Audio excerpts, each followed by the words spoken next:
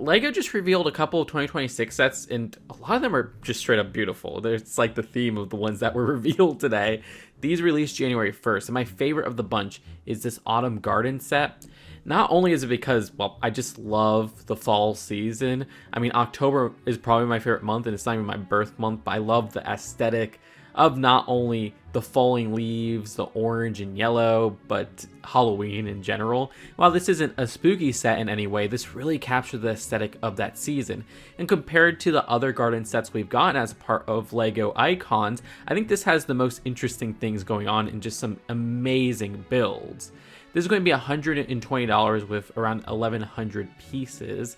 Notice how there's a new branch piece used for the leaved branches of this tree right here, which almost remind me of like a feathered tail of a bird. You get a bunch in what seems to be a yellowish orange. It could just be straight up a yellow. I'm not entirely sure, but I love how that piece looks. I can't wait to see that in different colors. This reminds me of like a willow tree, honestly. It just doesn't have the same colors. The tree to the right also has those autumn colors with its branches. I do wish this one was a little bit more busy with the leaves and everything. It almost gives me vibes of the one from that underrated modular, the bookshop. Notice in the tree right there, we have a nuthatch bird, according to the press release, which is the first time we're getting this specific printing for that bird piece, and that looks lovely in my opinion. Beyond that, this whole garden design looks great. I like that green color they use for the grass there. Again, a very autumn feel. I like this pond that they have going on with a little bench to the left right there. Also this fountain right here, which looks cute. There's a birdhouse as well. And notice how the border of the stand has a little snail just crawling on the side right there. That is cute. But what might be my favorite build of the set is this little gnome right here. It's so simplistic, but they captured this perfectly in my opinion, and we don't really get too many gnomes in LEGO. I could think of that one from, what was it, like series 4, I think it was? The design of this has a completely new color for the magician's hat piece. We haven't gotten that in red before, so that's really cool. I like the base tan head piece that they use right there. But the cottage, my gosh, this storybook cottage just looks beautiful. The roof of this is by far the best part. I love how they built up the texture there using one of those, what is it? It's like a 2x2 with the craggly design, which I've never seen used for the texture of a roof, and it just nails such a distinct look. I also love the stone covering up the chimney design. I like the little opening at the front of the roof, which has a part where the bird can rest in, which, yeah, they also include this robin, which is an exclusive print, but hasn't come in too many sets this year. Right above that, I love that specific design for that wall that I could pinpoint to other cottages that I just can't put the specific name to. I love how the door uses that newish piece from the F1 collectible series, and the interior is easy to access with the removable roof, which you can see there's a little section with a butcher knife and some maybe food being prepared. There's a little wheelbarrow of fruits and veggies at the front. I like how they have the pear piece from Animal Crossing, and also we have that darker color for the pumpkin, which appears in a few sets here and there, and I think I prefer this color to the lighter one we see in other sets.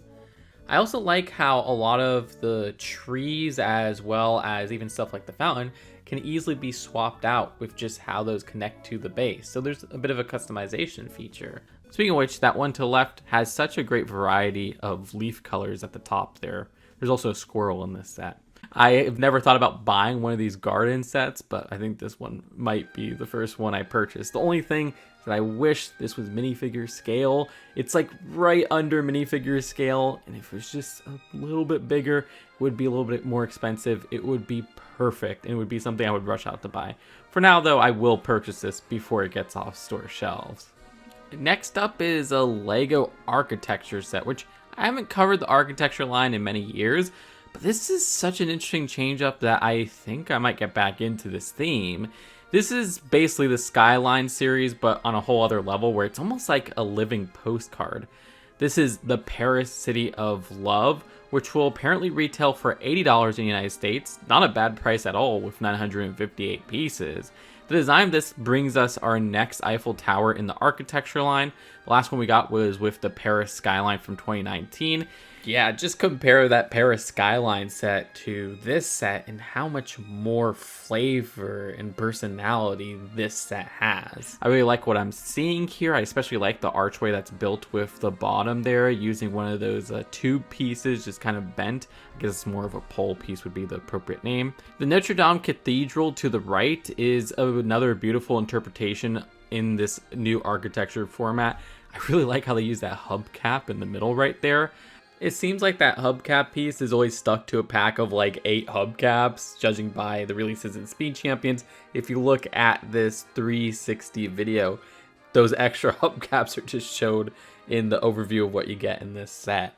I also love how they have the city portrayed at the back as well, just kind of going from plates to just like tiles. I think that's just a great portrayal of these dimensions. Also, I like this 1x1 print, which is seemingly new in this color. Apparently appeared in a black color before. That's on a tile. To the left, I really like how they captured the Louvre. I'm kidding. I'm not that bad with pronunciations. The Louvre Museum. I think that looks beautiful, and I like how they have the triangular pyramid-like structure at the front there. I love the use of those clear tile pieces for that glass design and how they have those tiles that extend to have an extra triangle. That looks really nice. And then at the back, we have the Arc de Triomphe. Yeah, I'm totally not bad with pronunciations, which was also another separate LEGO architecture set. And it's another great build that is captured in such a miniature format. I do think people are going to find the print of the tile at the front with the title being City of Love instead of Paris a little bit frustrating. I personally don't mind, but I would totally understand, and maybe they should have included an extra tile that just said Paris. You know, I forgot that there was a Paris postcard set released in 2022. It actually got retired at the end of 2023. This is the evolved version of that mixed in with that Skyline set. I hope to see more cities captured this way. I'm sure they'll probably do like New York and Tokyo. Also, I like how this can seemingly be hung up on the wall. Speaking of Japan though, they also revealed the LEGO Art Japanese Cherry Blossom Landscape Set, which has 1,892 pieces and retails for $140 in the United States, so pretty good price per piece ratio. The design of this has a really beautiful background, which I love how they have the different shades of pink going on there. The Mount Fuji just looks beautiful in its interpretation. The flying Japanese cranes are beautiful as well, where they use the crowbar piece seemingly in such an interesting way with that bullhorn piece at the back. That's a great creation. Even the, the eagle wings from Lego Chima. Love how that came out. Great interpretation with the cliffs as well and specific types of trees. I like how they have the waterfall coming down with the blue and the white studs on top Technic build for the base of the waterfall. And then with the crashing water, they use that leaf piece in white and even that part that's sometimes attached to the top of hats or used as a quill in white. All that comes together in such unconventional part usages. I love the bridge right here and the tea house as well, and what seems to be a bundle of cherry blossoms. This is beautiful. I love the border going on there, and I love how this can be put on the wall. The only part that I think doesn't work is how, as the press release says, the artwork's waterfall flows beyond the frame, so that on a wall it pours directly out. It just looks awkward that way. But it also says it can be adjusted to spill out onto a flat surface. I don't know, that just looks out of place with that whole black shadow box design of a border that they have going on there.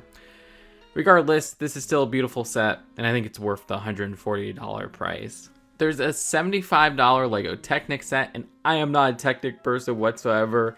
I don't have much to say here with this 1966 Ford GT40 Mark II race car, 793 pieces for $75.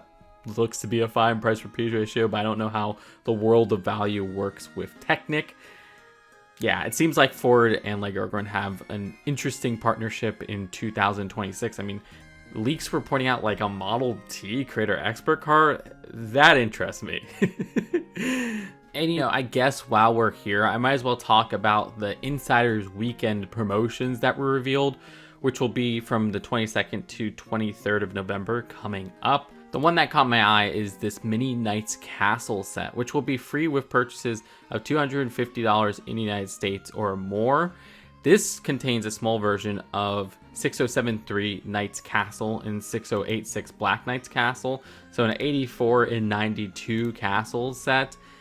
Look, I love some of the Insider Week promotions from the past that have Classic Castle. Like, I think this set was available for this week, but honestly, I'm glad that something less desirable is available because I hate how limited these promotions are available for. I mean, you got 2 days where you have to spend $250 at the Lego store or shop at homes to get this set, which is absolutely ridiculous. It's all micro, so there's no minifigures, but I really like how they have a little reference to the Ghost minifigure from the original set here, where they have a glow-in-the-dark cone piece. That's genius and adorable. Also, this is one of the few 18+ sets, even as a promotion, that doesn't have a black box. If you could do non-black boxes for 18+ sets like this, just do it for themes that really need some color on those boxes. There's also going to be a hot chocolate stand, which is going to require $170 or more on these 2 days. It's a cute build. The design of this last one is a retro space explorer, so you got that Galaxy Explorer recreated for the billionth time. I guess that's a print in the middle that says Lego Insiders with the Classic Space logo. And that's going to be available from Lego Insider with 2,400 Insider points. But I think that's all I gotta say about these new set reveals. Let me know, out of all the sets in this video, which one is your favorite. Subscribe here for more honest Lego news and all my other Lego takes. Seriously, you liking, commenting, and subscribing means so much. Leaving a comment even helps me with this rough algorithm. I'll see you later. Peace out.